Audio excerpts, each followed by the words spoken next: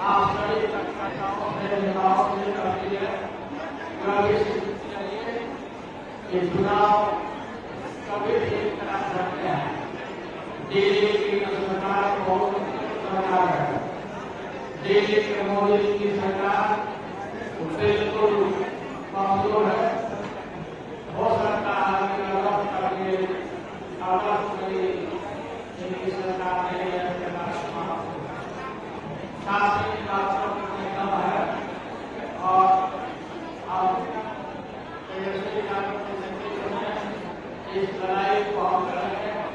आपने दिया है और आप पर भरोसा किया। साल में तो उनके कार्यकर्ता तैयारी कर नहीं पाए थे।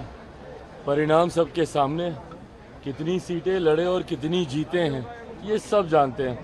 देखिए, अपने कार्यकर्ताओं को उलझाने के लिए, उनको रिझाने के लिए, उनको फंसा के रखने के लिए भैया 5 साल तक क्या करेंगे? यही बातें बोलना ना पड़ेगा। अब चुनाव हो रहा है, अभी अगस्त की डेट दी है, उसके बाद दिसंबर की देंगे, उसके बाद अगले साल की देंगे, फिर 1 साल की देंगे, फिर 1.5 साल की देंगे, करते करते अगला 5 साल इन लोगों को किसी तरीके से खींचना है। हकीकत है, और इस बात को मैं पूरी एनडीए के एक एक घटक दल के बिहाफ पर बोल सकता हूँ।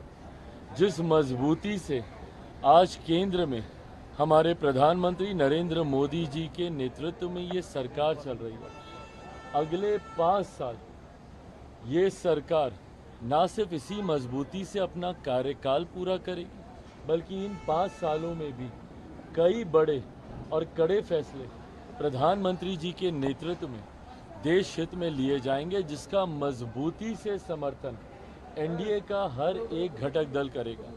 इस बात में अगर किसी के मन में 1% भी शंका है कि कोई भी एनडीए का घटक दल हमारे प्रधानमंत्री जी के नेतृत्व में कुछ भी आगे पीछे करने की सोच रखता है, तो इस बात को वो अपने मन से निकाल दे। सहज सबने प्रधानमंत्री जी के नेतृत्व को स्वीकार किया है और उन्हीं के नेतृत्व में 5 साल ये सरकार मजबूती से अपना कार्यकाल पूरा करेगी। यादव लगातार बिहार में लॉ और ऑर्डर को लेकर सवाल खड़े कर रहे हैं कि 3 दिनों में 30-40 घटनाएं घट रही है बिहार के अलग अलग जिले में। देखिए, मैं इस बात को सफाई इस बात से कतई नहीं दूंगा कि जब इनकी सरकार थी तो क्या होता था। बिहार में 90 का दशक जंगल राज के वजह से जाना इसीलिए गया क्योंकि इन लोगों के सरकार में क्या होता था। दिक्कत यह है ना कि विपक्ष में जाते ही ठीक है, आप निभाइए भाई, विपक्ष की भूमिका आप निभाइए, पर सकारात्मक विपक्ष की भूमिका होनी चाहिए। आप एक ऐसी भूमिका निभाइए जहां पे लगे सरकार को कि विपक्ष भी साथ में मिलकर प्रदेश के हित की बात करता है। जब किसी बात का श्रेय लेने की बात आती है, नौकरी का श्रेय लेना होगा तो तुरंत आप हर मंच से खड़े होकर बोलिएगा। और जब पुल गिरने की बात आती है, हम लोगों ने तो भैया खड़े होकर नहीं बोला ना कि कौन सा पुल किसके कार्यकाल में बना था। हम लोगों ने तो जानकारी नहीं दी। ऐसा तो नहीं है कि भाई अभी जो 6 महीने पहले जो एनडीए की सरकार बनी है उसी में ही सारे पुलों का निर्माण हुआ। हम तो इस बात को सहज स्वीकार भी करते कि हमारी सरकार है भैया, जिम्मेदारी है हम लोग की।